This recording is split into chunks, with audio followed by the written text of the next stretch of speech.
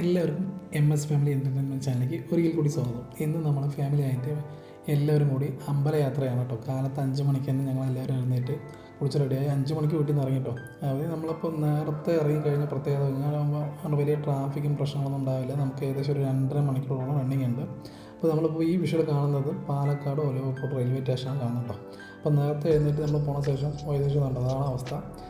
സിസ്റ്ററും അച്ഛനൊക്കെ അത്യാവശ്യം ഉറക്കത്തിലാണ്. അപ്പോൾ അമ്മ ആക്റ്റീവായിരിക്കുന്നുണ്ട്, ഞാൻ ഫ്രണ്ടിലുണ്ട്, ബ്രദർ വണ്ടി ഓടുന്നുണ്ട് കേട്ടോ. ചെറിയ ബ്രദറാണ് വീഡിയോ ഒക്കെ എടുക്കുന്നത്, ആൾ വീഡിയോഗ്രാഫറാണ്. അപ്പോൾ ഞങ്ങളത് പൊയ്ക്കൊണ്ടിരിക്കുന്നത് അപ്പോൾ നമ്മളിപ്പോൾ ചെറുപ്പളശ്ശേരി ചെറുപ്പളശ്ശേരി റൂട്ടാണ് പൊയ്ക്കൊണ്ടിരിക്കുന്നത്. അപ്പോൾ അവിടെ ഇപ്പോൾ അത്യാവശ്യം റോഡ് പണിയൊക്കെ പോയ പോലെ നിങ്ങൾ വരുന്ന സമയത്ത് ഈ അമ്പലത്തിലേക്ക് വരുന്ന സമയത്ത് റോഡൊന്നും വലിയ ക്ലിയർ അല്ലായിരുന്നു കേട്ടോ. ഇതിപ്പോൾ നമ്മൾ ഈ പാലം വരെ റോഡ് പണി ഏകദേശം ഫിനിഷിങ് ആയിട്ടുണ്ട്.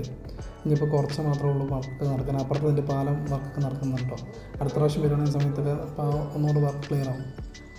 അത്യാവശ്യം നമ്മളിപ്പോൾ അമ്പലത്തിനടുത്ത് ഏകദേശം റീച്ച് ആവാറായി. ഞാൻ അടുത്തെത്തിയ ശേഷം അമ്പലത്തിൻ്റെ ഫ്രണ്ട് വശം എത്തുമ്പോൾ പറയാം കേട്ടോ, ഇതാണ് അമ്പലം എന്നുള്ളത്. റീൽസിലും നമ്മൾ എല്ലാത്തിലും കാണാറുള്ളൊരു അമ്പലമാണ്. പ്രത്യേകത മെയിനായിട്ട് മംഗല്യ പൂജയ്ക്കാണ് കേട്ടോ ഇവിടെ പ്രാധാന്യം.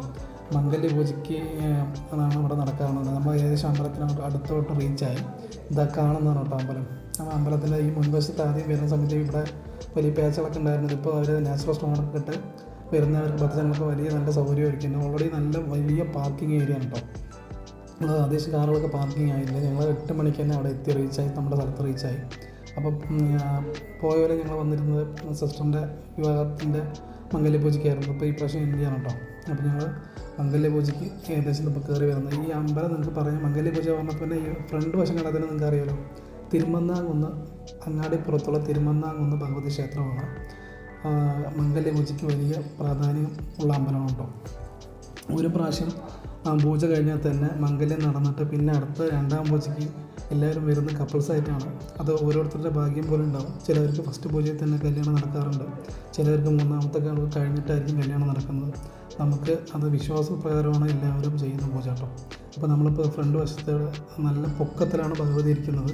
അപ്പോൾ നമ്മളത് കയറി പോകുന്ന വശമാണ് കേട്ടോ. ഈ വശം വന്നിട്ട് ഇതെല്ലാം കേട്ടോ ഫ്രണ്ട് വശം. അമ്മയുടെ മുൻവശം വന്നിട്ട് വടക്ക് ഭാഗമാണ്. നമ്മളിപ്പോൾ കയറിക്കൊണ്ടിരിക്കുന്നത് തെക്കേ നടയിലൂടെ കയറിക്കൊണ്ടിരിക്കുന്നതാണ്. അമ്മ വന്നിട്ട് തിരുമന്നാംകുന്ന് ഭഗവതി വടക്ക് നോക്കിയിരിക്കുന്ന അമ്മയാണ്. അപ്പോൾ കിഴക്കോട്ട് നോക്കി ശിവഭഗവാനും പടിഞ്ഞാറോട്ട് നോക്കി ഉണ്ണിഗണപതിയും ആണ് സ്ഥിതി ചെയ്യുന്നത് കേട്ടോ. ഇവിടെ മംഗല്യ പൂജയ്ക്ക് അമ്മയുണ്ടെങ്കിലും ഇവിടെ പ്രത്യേകിച്ച് മംഗല്യ പൂജ ചെയ്യുന്നത്, വഴിപാടുകളെല്ലാം ചെയ്തു വരുന്നത് നമ്മുടെ ഉണ്ണി ഗണപതിക്കാണ് കേട്ടോ. ഈ എല്ലാ 3 മംഗല്യ പൂജകളും ഉണ്ണി ഗണപതിക്കാണ്. അപ്പവും നിവേദ്യങ്ങളും സമർപ്പിച്ച് നമുക്ക് മംഗല്യം നടക്കണേ എന്നുള്ള പ്രാർത്ഥനയെല്ലാം നമ്മുടെ ഉണ്ണി ഗണപതിയുടെ നടയിലാണ് പ്രാർത്ഥിക്കാറ്. എല്ലാ വിവാഹം നടക്കാൻ പോകുന്നവരെല്ലാം ഒന്ന് പ്രാർത്ഥിക്കേണ്ട നട വന്നിട്ട് ഉണ്ണി ഗണപതിയുടെ നടയിലാണ് ഒന്ന് പ്രാർത്ഥിക്കുന്നത്. ഈ ഫ്രണ്ട് വശം കാണുന്നത് ശിവഭഗവാന്റെ നടയാണ് കേട്ടോ. അപ്പോൾ ഇപ്പോൾ പൂജ തുടങ്ങിയിട്ടില്ല. ഞാൻ പൂജ തുടങ്ങിയ ശേഷം കാര്യങ്ങളായിട്ട് വിവരിക്കാം. ഇപ്പോൾ ഇവിടെ കൗണ്ടർ കാണുന്നത് നമുക്ക് പ്രസാദവും മുട്ടിനുള്ള തേങ്ങയൊക്കെ ഇവിടെ മേലെ നിന്ന് നമുക്ക് വാങ്ങാം. താഴെ കയറി വരുന്ന 10 ജനങ്ങൾക്ക് താഴെ നിന്ന് വാങ്ങാം കേട്ടോ. പിന്നെ ഇപ്പോൾ കുറച്ചും കൂടെ അമ്പലം പുരോഗതിയിലേക്ക് വന്നുകൊണ്ടിരിക്കുന്നത്. ഫുള്ളായി ഷീറ്റ് വർക്കെല്ലാം കാര്യങ്ങളെല്ലാം നടന്നുകൊണ്ടിരിക്കുന്നുണ്ട്.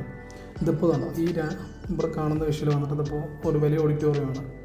അപ്പോൾ ഈ ഓഡിറ്റോറിയത്തിൻ്റെ വർക്കും ഏകദേശം ഫിനിഷ് കഴിഞ്ഞാണ്. പൊഞ്ഞ് വർക്ക് നടക്കുന്നുണ്ട്. നടപ്പാത ഷീറ്റ് ഇടുന്ന ഒരു വിഷ്വലാണ് കണ്ടുകൊണ്ടിരിക്കുന്നത്. ഇതാണ് ഇപ്പോൾ കണ്ട ഒരു വിഷ്വലാണ് ഉണ്ണി ഗണപതിൻ്റെ നട, അതായത് പടിഞ്ഞാറേ നട കേട്ടോ. പടിഞ്ഞാറേ നടയിൽ നമ്മൾ ഉണ്ണി ഗണപതിയും ശിവഭഗവാന്റെയും കൂടി 2 പേരും കൂടി തൊഴുക. അപ്പോൾ നമ്മൾ മംഗല്യ പൂജൻ്റെ വേണ്ടിയിട്ടുണ്ട്. അപ്പോൾ മംഗല്യ പൂജയ്ക്ക് വെയിറ്റ് ചെയ്യുന്ന 10 ജനങ്ങളാണ്. സമയമായിട്ടില്ല.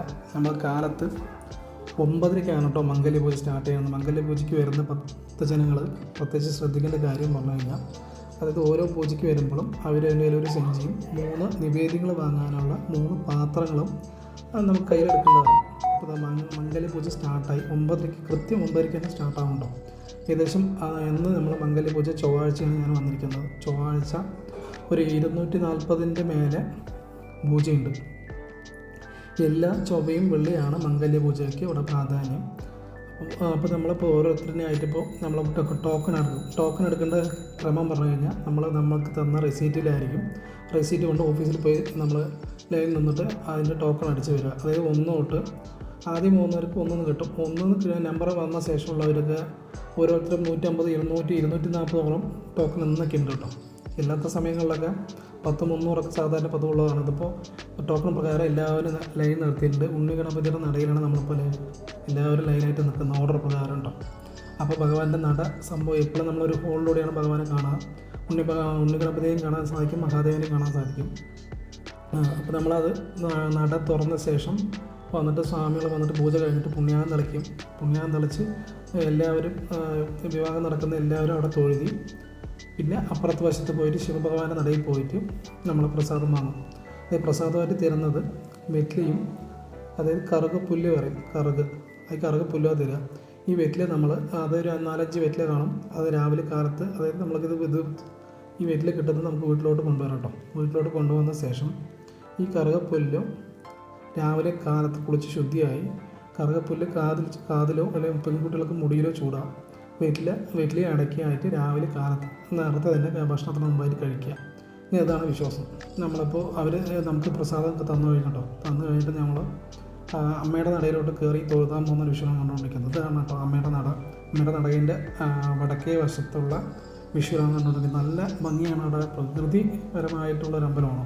നമ്മൾ അവിടെ നിന്ന് നോക്കുന്ന സമയത്ത് ഇപ്പുറത്ത് കൂടാണ് കേട്ടോ മലപ്പുറം റോഡ് പോകുന്നത്. തെക്ക് വശത്താണ് ഏറ്റവും കാണാം. പിന്നെ അതിനോട് ചുറ്റും അപ്പുറത്ത് തന്നെ വെളിയിൽ സെപ്പറേറ്റ് വിനായകരുണ്ട്, ക്ഷേത്രപാലകനുണ്ട്, അപ്പുറത്ത് നാഗങ്ങളുടെ പ്രതിഷ്ഠയുണ്ട്. ഇത് കിഴക്ക് വശത്ത് നിറയാണ് കാണുന്നത് ശിവഭഗവാന്റെ. ഇതുണ്ട്, ഇത് ബ്രഹ്മരസമാണ്. ബ്രഹ്മരസത്തിനോട് തൊഴിലിന് ശേഷം താഴത്തോട്ട് ഇറങ്ങിക്കഴിഞ്ഞാൽ നാഗത്തിൻ്റെ ഒരു ചെറിയൊരു പ്രതിഷ്ഠയും കൂടെ ഉണ്ട് കേട്ടോ.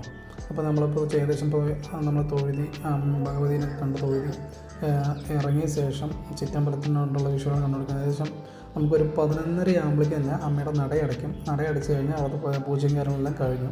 പിന്നെ വൈകിട്ട് മംഗല്യ പൂജ ഉണ്ടോയെന്ന് എനിക്ക് കൃത്യമായിട്ട് അറിയില്ല കേട്ടോ. ഞാനതിനെക്കുറിച്ച് അന്വേഷിച്ചില്ല. സാധാരണ പതിവ് രാവിലെയാണ് മംഗല്യ പൂജ നടക്കാറ്. ചൊവ്വയും വെള്ളിയാണ് ഇതിന് പ്രാധാന്യം കേട്ടോ. ഇതാണ് അമ്മയുടെ നട, തിരുമന്നാംകുന്ന് ഭഗവതിയുടെ മുമ്പിലുള്ള നട, വടക്കേ വശത്തെ നട. അതിനോട് ചേർന്ന് ആൽത്തറത്തിനോട് ചേർന്ന് ഗണപതി ക്ഷേത്രം കാണുന്നുണ്ട്. അപ്പോൾ ഞങ്ങൾ അവിടെ എല്ലാം തൊഴുതി ഏകദേശം നമ്മളിപ്പോൾ ഫുള്ളായി തൊഴുതി ഇറങ്ങി കേട്ടോ. പിന്നെ നമുക്ക് ഇതുണ്ട് പ്രസാദം വാങ്ങണം. ഇത് ആദ്യം ഇപ്പോൾ നമ്മൾ ഈ പൂജ കഴിഞ്ഞവർക്ക് പ്രസാദം വാങ്ങാം. അതായത് ഞാൻ പറഞ്ഞില്ല, നിവേദ്യത്തിന് 3 സെഞ്ചിയും പാത്രങ്ങൾ കാണുന്ന, അതായത് 3 പാത്രം ഒരു സെഞ്ചിയും കാണും. അത് നിവേദ്യം വാങ്ങുന്നൊരു വിഷയമാണ് നമ്മൾ കണ്ടത് കേട്ടോ.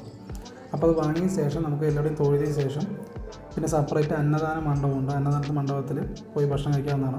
ഇതിപ്പോൾ അമ്മയുടെ തിരുമന്നംകുന്ന് ഭഗവതിയുടെ വടക്കേ നടയിലുള്ള പാടവും അതിനോട് തുമ്പറത്തോടിന് ഒരു നല്ല അന്തരീക്ഷമായിട്ടുള്ളൊരു ചെറിയൊരു തോടും കൈത്തോടും കൂടെ പോകുന്നുണ്ട് കേട്ടോ. ഈ വിഷയമൊക്കെ നമ്മൾ റൈൽസിലൊക്കെ ഒരുപാട് നമ്മൾ കണ്ടിട്ടുണ്ടാകും. ഈ റൈൽസ് ഇപ്പോൾ അതായത് മഴക്കാലത്താണ് ഇവിടെ കുറച്ചും കൂടി നല്ല ഭംഗിയായിരിക്കുക.